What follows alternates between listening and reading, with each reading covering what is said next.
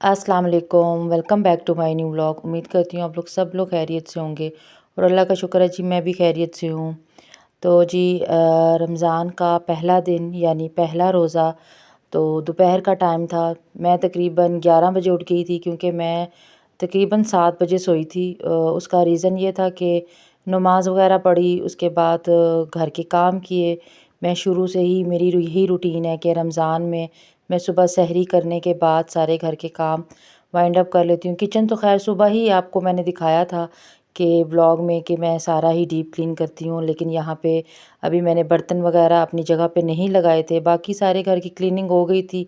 ये वाला बिस्तर अभी इसलिए सेट नहीं था कि हम बस अभी थोड़ी देर पहले ही महद उठा था फ्रेश होके, तो वो नमाज़ पढ़ने मस्जिद गया हुआ है। तो मैंने कहा चले मैं थोड़ा-सा बाकी की जो घर की सेटिंग, बाकी तो घर की सफाई हो चुकी थी, सिर्फ़ मेरे जो बेडरूम की जो थी ना थोड़ी सेटिंग होने वाली थी। तो उसके बाद ज़ोहर का टाइम था, तो मैंने कहा सबसे पहले नमाज़ अदा कर ली जाए। नमाज़ पढ़ी, इतनी देर में बेटा भी वापस आ चुका हुआ था नमाज़ पढ़ के। वो भी कुरान पाक की तिलावत कर रहा था, तो मैंने कहा चले मैंने अभी स्टार्ट नहीं किया था। सुबह फिर मतलब अभी आहिस्ता-आहिस्ता आपको पता है एकदम से सारी चीज़ों की रूटीन नहीं बन पाती है। तो बस सुबह बाकी तस्बीहात कर ली और जो इबादत करने वाली थी, तो उस तरफ मतलब सूरतें होती हैं पढ़ने वाली, तो वो बस पढ़ी। लेकिन ये कि अभी कुरान पाक जो एक मुकम्मल स्टार्ट किया जाता है, तो वो बस फिर मैंने अभी ही ज़ोहर की नमाज़ के बाद ही स्टार्ट किया था। आप लोगों के घर में भी माशाल्लाह से खूब ज़ोरों से इबादत चल रही होंगी। ये माह रमज़ान का महीना यानी एक दिन कम हो चुका हुआ है हमारे पास जो ये मेहमान आया हुआ है। तो हमें खूब इबादत करनी चाहिए, खूब अल्लाह से रो रो के गिड़गिड़ा के अपने लिए, अपने प्यारों के लिए, अपने मुल्क के लिए, तमाम उम्मत के लिए दुआएं करनी चाहिए, क्योंकि इस माह रमज़ान के महीने में अल्लाह पाक, वैसे तो अल्लाह पाक पूरे साल ही दुआएं कबूल करते हैं, लेकिन इस महीने में क्योंकि ये उनका ख़ास अफ़ज़ल सब महीनों में से अफ़ज़ल महीना है, तो इसमें ख़ास सब के लिए दिलों को साफ़ करके, दिलों में से नफ़रत ख़त्म करके आप लोगों को जो है वो इबादत करनी चाहिए। सारा साल ही हम लोग और चीज़ों में मसरूफ़ होते हैं। यकीन करें मुझे पूरा साल इस महीने का बहुत शिद्दत से इंतज़ार होता है। उसका रीज़न यही है कि इस महीने में आपका अल्लाह पाक हर तरीके से टाइम टेबल सेट कर लेता है, खाने का, पीने का, नमाज का, इबादत का, मतलब आप किसी तरीके से ना अपने आप को सुस्त कर ही नहीं पाते हैं।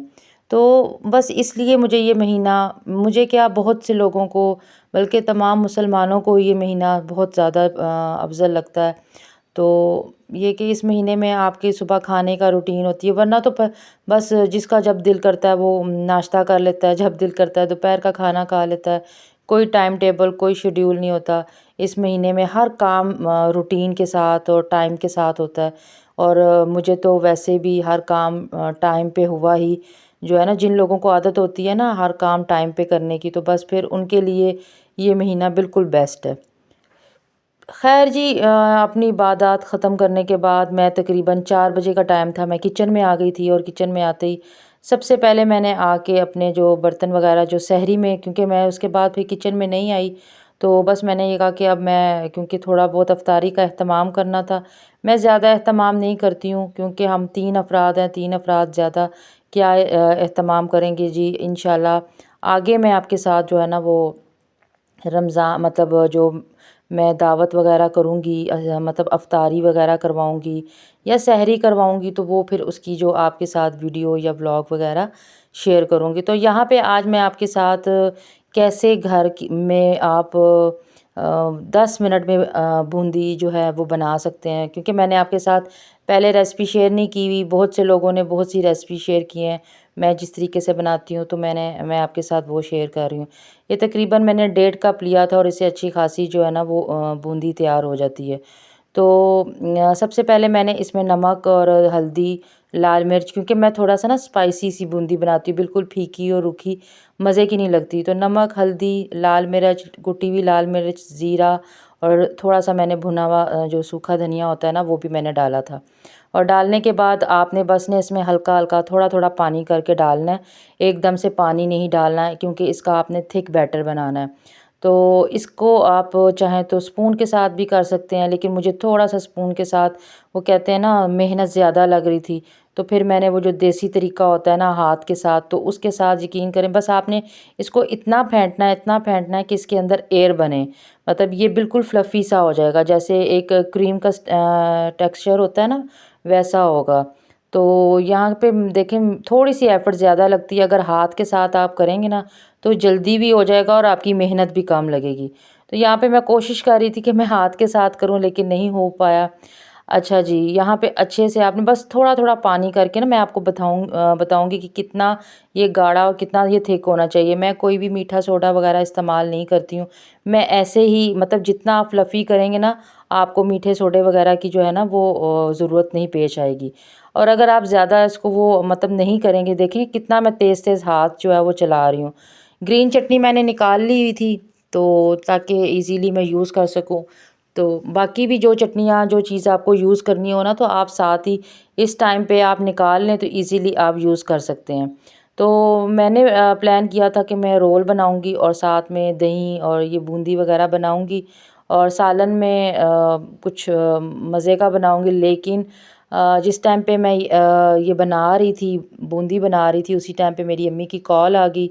उन्होंने मुझे कहा जी पहला रोज़ा आपने हमारी तरफ खोलना है, तो बस फिर मैं उधर जाने के लिए ये कि मैंने कहा अब ये मटेरियल वगैरह तो मैंने बैटर बना लिया हुआ है, तो चलें अपने व्यूज़ के साथ भी शेयर हो जाएगा, चलें जिसको जिसकी मदद हो जाएगी या जिसको हो सकता है मेरी ट्रिक के साथ बनाना आसान लगे, ईज़ी लगे, तो वो ईज़िली बना सकेगा। वैसे तो हर घर में ही ये चीज़ बनती है, लेकिन वो कुछ लोग कहते हैं कि बाज़ार जैसी शक्ल और बाज़ार जैसा टेस्ट नहीं आता। तो बिल्कुल आपको बाज़ार से भी मज़े की, बहुत मज़े की जो है ना ये बूंदी आपके सामने तैयार होगी। अच्छा, मैं अब आपके साथ 2 से 3 तरीके की जो है ना मतलब साइज़ मैं साइज़ वाइज़ कह रही हूँ। अब अगर आपको थोड़ी-सी मोटी चाहिए तो आप जो है ना वो कोई भी इस तरीके का शॉप पर ले मेरे पास ना ये ब्रेड आती थी घर में, मतलब मैं उसके जो शॉपर हैं वो सँभाल के रख लेती थी साफ़ करके, क्योंकि मुझे पता था कि आगे रमज़ान में मेरे ये चीज़ें यूज़ होने वाली हैं, तो आप भी इस चीज़ों को ऐसे डिस्कार्ड ना किया करें। वरना आप इसकी जगह पाइपिंग बैग भी यूज़ कर सकते हैं। अच्छा, आपको जितने साइज़ की चाहिए आप उसी हिसाब से आगे से उसको जो है वो कट कर सकते हैं।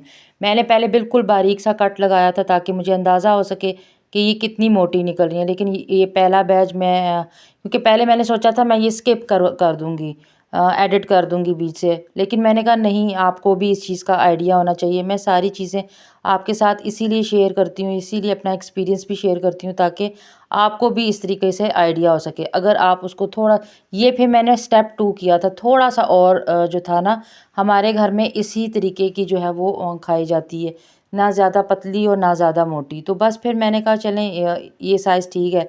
लेकिन मुझे ऐसा लग रहा था कि अभी भी बाज़ार जैसी थोड़ी मोटाई नहीं आई, तो व्यूअर्स कहेंगे कि यार ये क्या पतली-पतली सी इन्होंने बना दी है। तो फिर मैंने इसके बाद जो थर्ड बैच बनाया था और बाकी का जितना भी था, फिर ज़ाहिर-सी बात है वो आगे से कट हो गया था, तो फिर आपको पता है उसी हिसाब से वो निकलता है। तो इसीलिए आप भी पहले थोड़ा कट लगा के थोड़ा-सा डाल के देख लें, आपको फिर जिस तरीके की बूंदी चाहिए होगी आप उस साइज़ की ईज़िली निकाल सकेंगे। तो बस फिर मैंने यहाँ पे जो है आपके साथ ये देखें ये सेकंड बैच था, तो मेरे हिसाब से तो ये ठीक था और ये देखें किस तरह खुद ब खुद फूल रही है। जितनी आप उसको अच्छी तरह बीट करेंगे ना, और बीट आप जितना हाथ से अच्छा होगा ना, किसी भी स्पून से या किसी भी बीटर से वो चीज़ नहीं आएगी। तो साथ-साथ क्योंकि ज़ाहिर-सी बात है ऑयल में जब तेज़ी से आप गिरा रहे होते हैं तो ये थोड़ी-सी जुड़ जाती हैं, तो आप ये जो है उसको अच्छे से जो है वो तोड़ लेंगे तो ईज़िली ये अलग हो जाती हैं। कोई ऐसी बात नहीं, आप ये ना कि कहना, और आपने ना अपने हाथ का प्रेशर ज़्यादा नहीं रखना, थोड़ा-सा प्रेशर जो है ना वो उसका कम रखना है, क्योंकि अगर एकदम से आप प्रेशर डालेंगे ना एक ही जगह पे सारी गिर जाएगी। हल्के हाथ से उसको प्रेस करना है, तो और उसको जो है ना वो आपने हल्का-हल्का पूरे आपने अपनी कढ़ाई में या पैन में उसको घुमाते जाना है, तो खुद ब खुद थोड़ी-थोड़ी जो है वो बूंदी ड्रॉप होती जाएगी और ईज़िली आपकी जो ऑयल में है ना वो उसकी डिज़ाइनिंग अच्छी से बन जाएगी। तो बस ये सेकंड बैच भी रेडी हो गया था, बहुत जल्दी रेडी हो जाता है। 10 मिनट में तकरीबन मेरे मैक्सिमम 10 मिनट्स लगे थे, तो मेरी ये सारी की सारी जो बूंदी थी ना, ये देखिए मैंने 2 तरह की निकाल ली है। पहला बैच था वो बिल्कुल बारीक निकला था, क्योंकि वो मुझे भी नहीं चाहिए था, लेकिन खैर है कोई नहीं, मिक्स करके तो यूज़ कर लेंगे। तो यहाँ पे बिल्कुल वो वाला साइज़ है जो हमें बाज़ार से हम लोग लेकर आते हैं। अभी मैंने लास्ट में पता किया था, ये बूंदी बहुत महंगी हुई हुई है। आई थिंक 800 रुपये किलो थी, या इस समथिंग इसी के अराउंड बाउंड थी।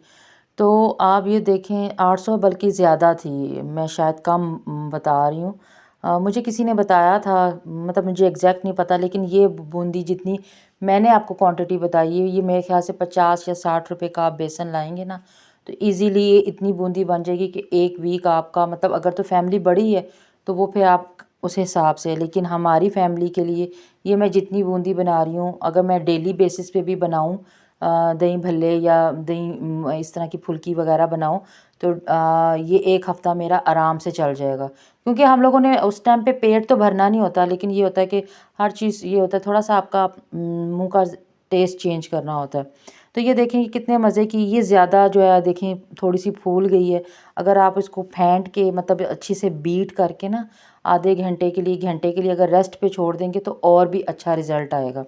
तो बस ये, क्योंकि मुझे थोड़ी सी जल्दी थी, 5 बजने वाले थे, तो मैंने कहा चलें, मैं चाह रही थी कि मैंने कहा चलें सालन बना लूँ, क्योंकि फिर वापस आके इतनी आपके रोज़ा खोलने के बाद मुझे तो इतनी सुस्ती हो जाती है कि मेरे से तो कोई एक्स्ट्रा काम करने का मेरा दिल नहीं होता। तो मैंने कहा चलें सहरी के लिए थोड़ा बहुत सालन बना लेते हैं। तो सालन में मैंने बनाए थे बल्कि टिंडे, तो क्योंकि मेरे बेटे को बहुत पसंद है, काफ़ी दिन से वो मुझे कह रहा था, तो बस सिंपल सी मैंने सब्ज़ी बनाई थी।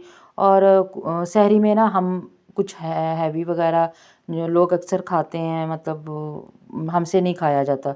हम लोग बिल्कुल लाइट सी सहरी करते हैं, ताकि इजीली जो है पेट भी भर जाए और थोड़ा सा आप मतलब हेल्दी भी हो। तो ये बस फिर मेरा ख्याल से ये लास्ट बैच था, इसको मैंने फटाफट सारा, ये बूंदी ये देखें बिल्कुल ऐसा लग रहा है कि बाज़ार जैसी है।